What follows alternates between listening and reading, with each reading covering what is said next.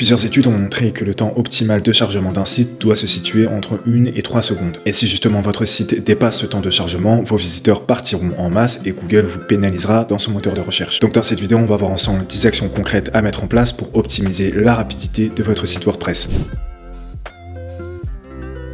Avant d'optimiser le temps de chargement de votre site, vous devez d'abord analyser vos performances actuelles. En sachant précisément d'où vous partez, vous allez pouvoir voir l'évolution et l'impact de vos actions sur les performances de votre site. Et pour analyser objectivement la rapidité de votre site, vous pouvez utiliser des outils comme PageSpeed par Google, GTmetrix ou encore Pingdom. Ces outils vont vous donner chacun le temps de chargement de votre site, un score de performance et des recommandations pour améliorer la rapidité de votre site WordPress. Une fois que l'outil vous aura analysé votre site, faites une capture d'écran de vos résultats pour comparer à ceux que vous allez bientôt avoir.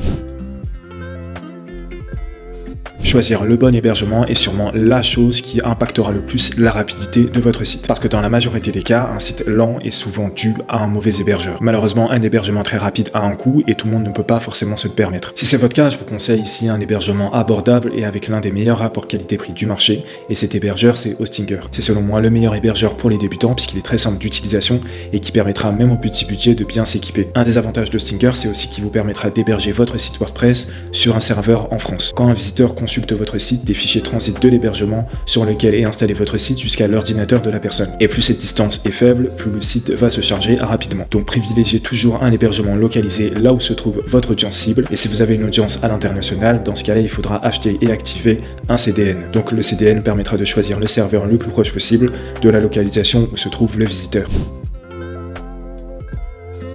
Quand vient le moment de choisir un thème WordPress, on a tendance à se focaliser uniquement sur son design et ses fonctionnalités, mais pas assez sur les performances du thème. Certains thèmes sont très beaux et proposent un tas de fonctionnalités intéressantes, mais sont malheureusement trop lourds ou mal codés et donc très lents. Gardez toujours en tête que vos visiteurs préféreront toujours un site simple et rapide à charger plutôt qu'une usine à gaz. Donc pour commencer, privilégiez toujours des thèmes assez légers et simples plutôt que des thèmes tout en un ou très originaux qui mettent du temps à se charger. Les images sont des éléments très importants d'un site puisqu'ils permettent d'avoir un beau design et d'avoir une meilleure expérience utilisateur. Mais attention parce que si vos images ne sont pas bien optimisées, elles risquent de pénaliser votre site plus qu'autre chose. Chaque image que vous allez importer sur vos pages seront à chaque fois des fichiers que vos visiteurs devront télécharger à partir de leur navigateur. Et plus ces fichiers seront nombreux et volumineux, plus le temps de chargement sera impacté. Donc pour ne pas perdre des précieuses millisecondes de chargement, vous devez à tout prix optimiser les images de votre site. Et pour ça, vous pouvez le faire avec 4 actions concrètes. La première, c'est déjà de changer le format de vos images. Privilégiez le format JPEG au format PNG qui lui sera un peu plus lourd et vous pouvez utiliser le site Conversio qui va vous permettre de justement changer le format de vos images. Ensuite, la deuxième chose, c'est de réduire les dimensions de vos images. Très souvent, les images importées sont beaucoup trop grandes pour l'emplacement qu'elles ont sur la page. Donc pour rectifier ça, installez l'extension Smush pour que les dimensions de chaque image ne dépassent pas 2560 pixels, ce qui est largement suffisant sur une page. Ensuite, vous pouvez aussi compresser vos images au maximum. Donc la compression permet d'optimiser le poids d'une image sans que la qualité soit détériorée. Ici, vous pouvez utiliser l'outil Image Compressor ou TinyPNG avant d'importer l'image sur votre site WordPress. Pour finir, vous pouvez activer aussi la fonctionnalité Lazy Load de vos images. Par défaut, en fait, toutes les images sont chargées d'un coup une fois arrivées sur la page. Et quand il commence à y en avoir beaucoup sur une seule page, la page peut mettre du temps à charger le temps que les images soient importées. Le Lazy Load ou chargement différé, c'est un système qui permet de charger chaque image uniquement lorsqu'elle est visible par le visiteur, ce qui permet donc un gain de temps de chargement une fois arrivé sur la page. Et si vous voulez l'activer, vous pouvez utiliser l'extension Smush qu'on a vu juste avant pour activer le Lazy Load sur vos images.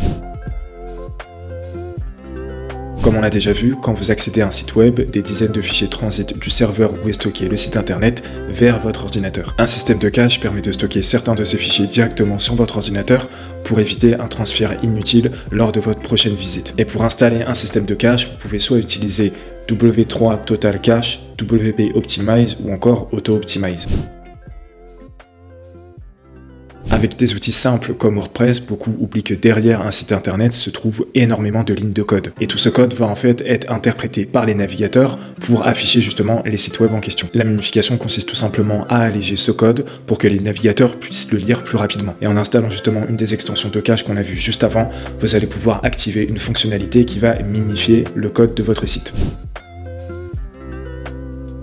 Avec ses plus de 50 000 extensions gratuites, beaucoup se prennent au jeu et finissent par installer des dizaines d'extensions sur leur site. Mais n'oubliez jamais que chaque extension que vous allez installer va en principe alourdir un peu plus votre site. Alors bien sûr, chacune n'aura pas le même impact sur les performances de votre site, mais faites toujours en sorte de limiter au maximum le nombre d'extensions en supprimant celles que vous utilisez peu ou pas du tout. Faites aussi bien attention à installer que des extensions réputées, parce qu'une extension qui est mal codée peut alourdir inutilement votre site. Comme vous le savez, les sites WordPress sont la cible de beaucoup d'attaques de hackers. Énormément de robots parcourent Internet à la recherche de sites WordPress pour les pirater. Et ces petits robots vont générer du trafic sur votre site et vont consommer de la bande passante pour rien. L'objectif ici, ça va être de bloquer ces robots à la fois pour votre sécurité, mais aussi pour ne pas pénaliser la rapidité de votre site. Installez simplement l'extension WP Cerber qui servira à repérer l'activité des robots et à bloquer leur tentative d'attaque. Chaque site WordPress est composé de fichiers et d'une base de données. Et plus vous allez faire évoluer votre site, plus cette base de données va grossir. Sans trop rentrer dans les détails techniques, moins cette base de données sera volumineuse, mieux ça sera pour la rapidité de votre site. Ici, vous pouvez installer l'extension Advanced Database Cleaner qui va vous permettre de nettoyer automatiquement votre base de données d'éléments qui ne sont plus utiles.